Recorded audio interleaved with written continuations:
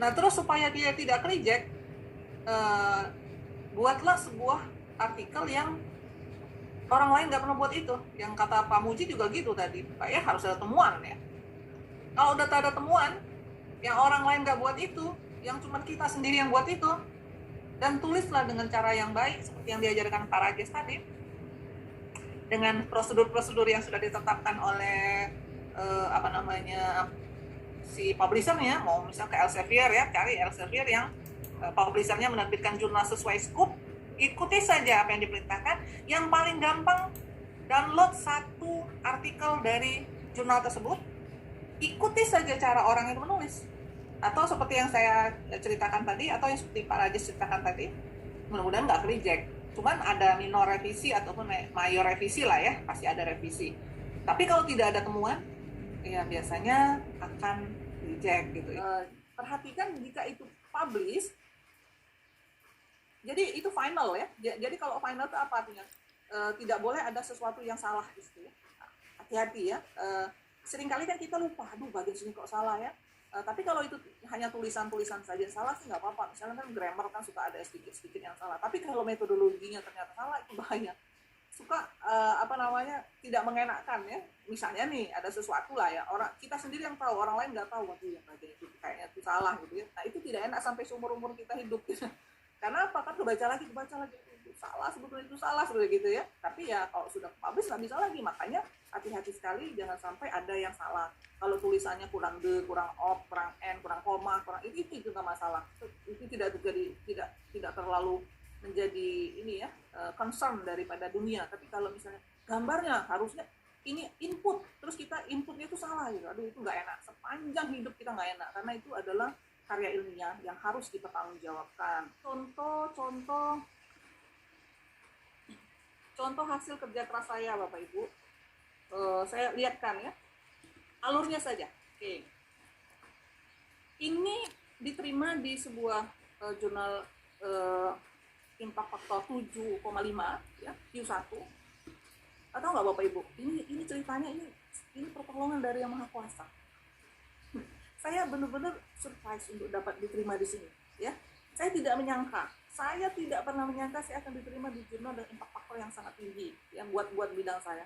Tapi ini juga adalah hasil kerja keras ya. Jadi ini di tengah-tengah kecapean saya, kekecewaan saya di reject tadi, akhirnya timbullah satu yang dapat ini anugerah buat saya. Sambil berdoa Bapak Ibu ya, saya setiap kali mensubmit itu selalu berdoa panjang supaya diterima, supaya ini berkah, supaya bisa dibaca. Nah ini judulnya. Nah dulu awal-awal sekali saya masuk kan jurnal ini halamannya awalnya cuma 18. Setelah direview jadi 27. Coba bayangin Bapak Ibu, 18 jadi 27 itu nambah berapa halaman? 9 halaman. Itu pada saat kena review ya. Nah ini alurnya seperti yang tadi disebutkan sama Pak Rajes, betul. Cuma saya kasih kunci-kunci ya Bapak Ibu, yang tadi saya tidak ulang lagi. Ada abstrak, oke, sudah dijelaskan. Introduction ada. Di sini nih, lihat ini. Di sini, Bapak Ibu harus menuliskan apa novelty-nya. Ya. Biasakan, setiap kali membuat artikel ada novelty. Ini. Ya. Kalau Bapak Ibu sudah bisa menyatakan, ini novelty saya, maka si editor udah tahu. Sudah langsung lihat, oh betul nggak ini novelty. Kalau rasa-rasanya ini memang novelty, maka si editor tuh sudah memiliki apa ya, dia senang gitu, ini bagus ini gitu ya. Tapi kalau kita sebagai penulis tidak tahu bagaimana menuliskan novelty ya, ini adalah sebuah sesuatu yang baru, kita tidak tahu apakah ini ada novelty atau tidak, itu maka kita dianggap tidak tahu apa-apa ya. Dari mana saya menurunkan novelty ini Bapak Ibu ya? Saya membuat alur yang tadi dijelaskan Pak Rajes. Dari sini, dari introduction, dari A ini sampai ke sini, sampai stop di mana tadi sebelum. Nah, sampai titik ini, terus baru ada novelty. Inilah yang namanya gap analysis. Ya, ini ya yang ada ini yang cita-cita seorang inilah. Nah, jurnal-jurnal Q1, Q2, Q3, Q4, Sinta itu tidak usah dibeda-bedakan. Apalagi kalau mau masuk Q1 ya, originalitas harus tinggi, munculkanlah 4-5 kontribusi. Munculkanlah. Dengan begini, dengan membuatnya menggunakan, meng-highlightnya menjadi dengan sebuah ya entah angka, entah balet gini ya, entah apalah. Satu, sudah selesai ini ya, maka tapi pastikan ya Bapak Ibu ya, originalitasnya ini memang betul-betul originalitas, origin gitu ya, bukan punya orang. Artinya novelty-nya ada gitu. Terus related work ini ada atau tidak jadi masalah. Yang penting harus ada introduction, harus gap analysisnya boleh ada di sini. Di sini juga boleh ada. Tapi kalau ini tidak mau juga ada. Kemarin saya tuh tidak ada related work ini. Nah itu diminta sama si editor. Paper Anda itu sudah bagus, tapi kok tidak ada related works-nya? Kami meminta ditambahkan. Saya tambahkan, makanya tadi jadi bertambah. Kalau pertanyaan boleh nggak ada ini? Boleh. Boleh. Banyak artikel yang tidak ada ini. Dari introduction dia langsung lompat ke research and method. Ya.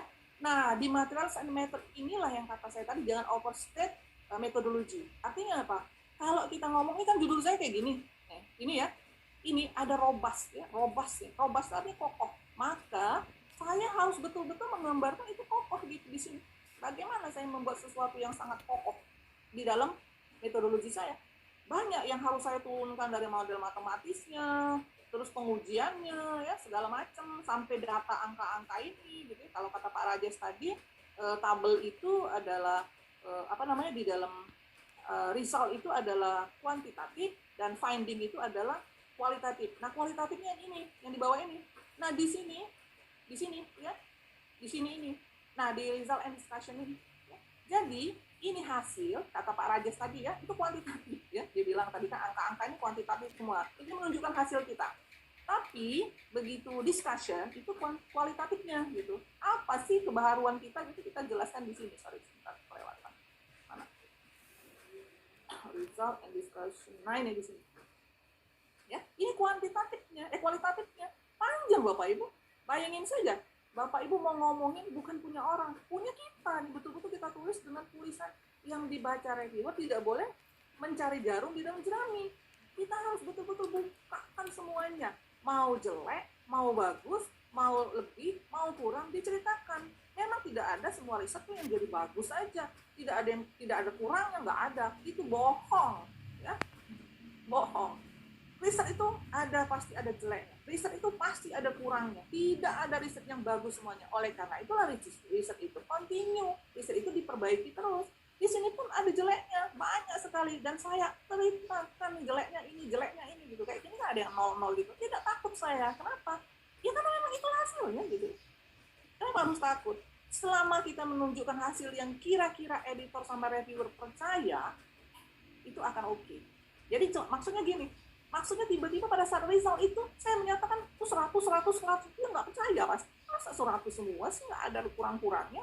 Apa sehebat itu nih penelitian orang Indonesia ini? Kan orang Indonesia kan, kita kan orang Indonesia kan agak-agak di pinggiran gitu kan untuk masuk kuartil 1. Ya jelas ya saya itu di Ristek Brin kan memang mengolah data itu kan. Ya untuk kuartil 1 memang di pinggiran susah masuk di situ.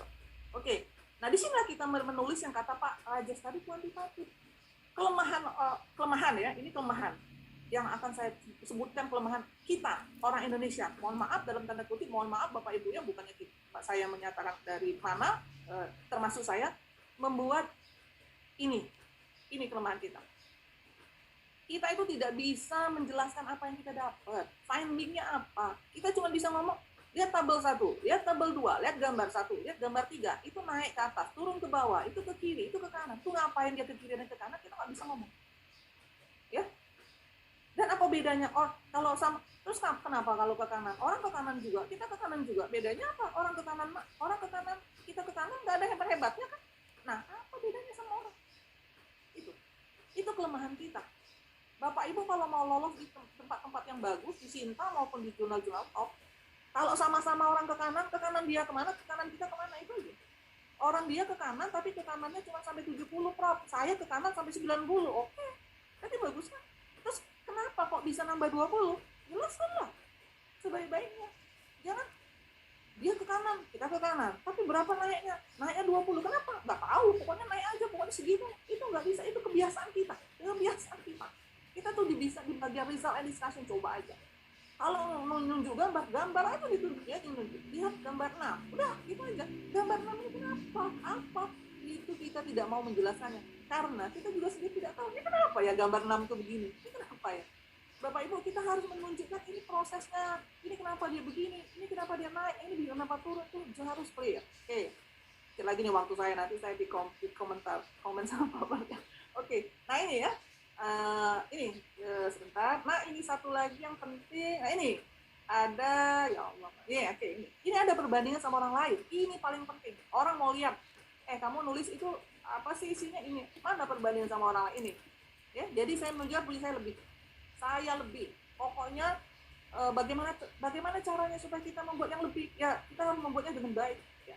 Terus boleh nggak ini kita ibarat katanya kita main-main, kalau gitu Bu cari aja yang artikel-artikel orang yang kurang dari kita, ketahuan Bapak Ibu ya. Kalau kita masuk ke jurnal-jurnal yang biasa-biasa saja, coba kalau masuk jurnal top, orang itu orang top semua kan, dicarinya ini jurnal nggak ada yang top, ini jurnal apa, ini kayak gini, dibandingkan itu sudah membuat mereka ragu. Jadi jangan takut membandingkan dengan jurnal orang Amerika, jurnal orang Eropa, cuek aja. Yang penting kita bagus dari dia. Emang kenapa ya, walaupun dia bule, kita enggak, kita juga bisa kok buat yang lebih bagus. Gitu.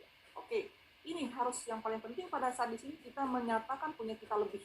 Itu yang terakhir, limitasinya apa? Satu kontribusi, satu limitasi. Bapak Ibu kalau buat artikel jangan pelit, kasih tahu aja ini kelemahan saya. Bu, nanti diambil orang, silakan. Dengan senang hati, lanjutkan penelitian saya. Tapi penelitian saya akan disitasi orang. Melihat dari penelitian si Kindurma ini ada kelemahan 4. Nah, dari kelemahan itu saya selesaikan 1. Punya kita disitasi kan? Dan nanti kita citasi lagi punya dia, kalau punya dia ada kelemahan lagi.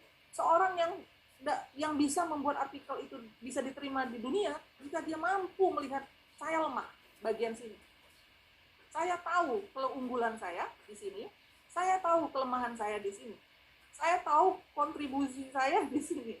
Oke, saya cepat aja nih. Nih, kontribusi saya ada di sini. Dari semua kontribusi ini saya jawab nggak? Jawab semua. Tapi sayangnya, nah ada sayangnya kan, saya di sini kurang gitu nih, bagian sini nih tidak bisa saya selesaikan. Tapi saya punya unggul-unggulnya di sini. Oke?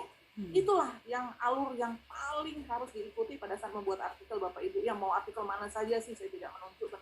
Tapi kalau mau jurnal internasional bereputasi, sedemikian inilah yang harus dilakukan. Begitu Pak Barlian? Ya, siap.